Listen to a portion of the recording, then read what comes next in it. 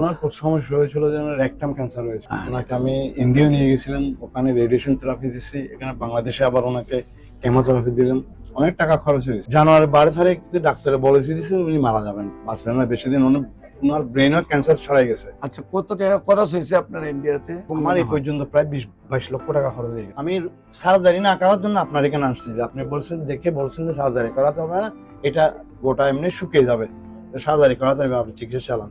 ইনশাআল্লাহ আমি 4 মাস চিকিৎসা করার পরে 5 মাসের রিপোর্টের দেখছেন গোটা অনেক শুকিয়ে গেছে। আমার কাছে আছে ডকুমেন্ট, ফটো এর মধ্যে ক্যামেরার মধ্যে আছে। এখন আপনার পুত্রবধূর অবস্থা কি? সব ঠিক আছে, এখন একদম নরমাল। আগে যেরকম ছিল উনি আজ থেকে 2-3 বছর যেরকম ছিল সেরকম একদম নরমাল। বিসমিল্লাহির রহমানির রহিম। সম্মানিত দেশবাসী, আমি cancer specialist doctor SM. Sarwar. বিশেষ করে আপনারা জানেন যে সারা ওয়ার্ল্ডের ডাক্তারদের বক্তব্য ক্যান্সার হলে আনসার নেই। ক্যান্সার হলে আমরা সাময়িকভাবে চিকিৎসা দিয়ে থাকি, এক সময় ক্যান্সারের মৃত্যু হয়, এটাই মেনে নিতে হয়। আমি বলবো যে ক্যান্সার হলে আনসার নেই সেই কথার কোনো ভিত্তি নেই। ক্যান্সার সম্পূর্ণরূপে সুস্থ হয়। আজকেও আমরা একজন ক্যান্সার রোগীর সাথে আপনার পরিচয় করে দিচ্ছি। ওনার পুত্রবধূ সুস্থ হয়েছে এবং আজকে আরেকজন বাবুকে নিয়ে আসছেন চিকিৎসার উদ্দেশ্যে।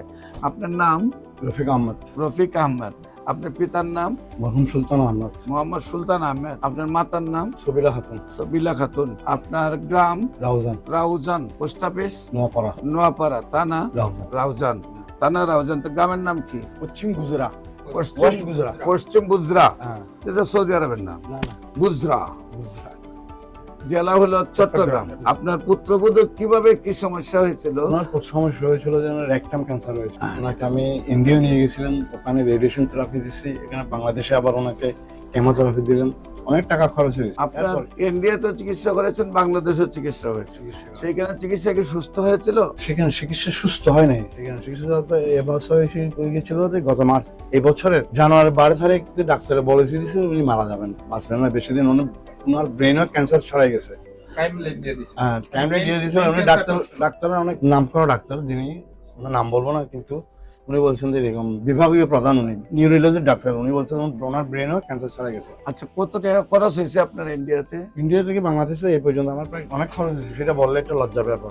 না, কত গেছে মানুষ জানা দরকার, ওই জন্যই যে মানুষ অর্থনৈতিকভাবে যাতে আমার এই পর্যন্ত প্রায় 20-22 লক্ষ টাকা খরচ হয়ে গেছে। প্রায় 22 লক্ষ টাকা খরচ। আপনার এখানে সংক্ষিপ্ত ভাবে বেশি টাকা খরচ হয় না, কিন্তু ইন্ডিয়া যাওয়া আসা, এখানে চিকিৎসা করা, 8টা কেমো এখানে দিছি, 25টা থেরাপি ইন্ডিয়াতে দিছি, রেডিয়েশন থেরাপি। টোটাল 22 লক্ষ টাকা খরচ করে যখন রেজাল্ট পান নাই, ডাক্তার যখন বলছে মারা যাবে, তখন আসছেন আপনি আমার কাছে। আপনার আমার ঠিকানা কিভাবে পাইছে? আপনার ইউটিউবে দেখে।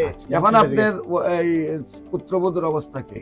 এখন আপাতত ইনশাআল্লাহ সুস্থ। গতবার আপনি স্বপ্ন রিপোর্ট নিয়ে আমি এখন আল্লাহর রহমতে সম্পূর্ণ সুস্থ। সম্পূর্ণ সুস্থ। আমি কি রিপোর্ট করাইছি? রিপোর্ট করাইছি। রিপোর্টে কি অবস্থা আসছে? সবগুলো আপনি দেখছেন, সবগুলো রিপোর্ট আল্লাহর রহমতে ভালো আসছে। একটা পয়েন্টের কথা বলি, আমার ডাক্তার আমাকে বলছিল যে ওনাকে সার্জারি করে ওনার গোটাটা বাইর করে ফেলতে হবে। সেটা কি ব্রেইনে? না না, রেকটামে গোটা বাইর করতে হবে। আমি সার্জারি না করার জন্য আপনার এখানে আসছি। আপনি বলছেন যে সার্জারি করাতে হবে না, এটা গোটা এমনি শুকিয়ে যাবে, সার্জারি করাতে হবে, আপনি চিকিৎসা চালান। ইনশাআল্লাহ আমি 4 মাস চিকিৎসা করার পরে 5 মাসের রিপোর্টের দেখছেন গোটা অনেক শুকিয়ে গেছে। আমার কাছে আছে ডকুমেন্ট, ফটো এর মধ্যে ক্যামেরার মধ্যে আছে, মোবাইলের মধ্যে আছে, আপনাকেও দেখাইছি। সেই জন্য একটা ভরসা রাখছি যে নিশ্চয়ই ইনশাআল্লাহ যদি ক্যান্সার রোগী ভালো না হতো তাহলে এত রোগী আপনার পাশে আসতো না। আমি এখানে যতবার আসলাম দেখলাম, আমি তো 7 মাস রানিং করতেছি। আরো 2-1 রোগী পাঠিয়েছিল, আমার কাছে জিজ্ঞেস করছে, আরো একজন রোগীর রিপোর্ট আমার জেবে আছে। একজন রোগী যে ভালো হয়েছে সেটা প্রমাণ। আমি 20 লক্ষ টাকা খরচ করার পরে যে একটা রোগী ভালো করতে পারছি চট্টগ্রামের মধ্যে যা আপনার চিকিৎসায়, সেটাই জেনে রোগীরা যারা জানছে যারা বলছে যে আমাদেরকে ডাক্তারকে দেখাই দেয়। আমি ডাক্তার দেখাই দিচ্ছি, ওরা এখানে আসতেছে। যারা আসতে একটু অসুবিধা হয় তাদের সাথে আমি আসি, এরা একটু আসতে অসুবিধা হয় সেই জন্য আমি এদের সাথে আসছি। আজকে কালকে পরশু আবার আমার পুত্রবধূ নেওয়ার ডেট, ওষুধ নেওয়ার ডেট। ওনার তো ব্রেইনে ক্যান্সারটা ছিল, ঠিক না? উনি ওনার ডাক্তার ব্রেইনেও ছিল।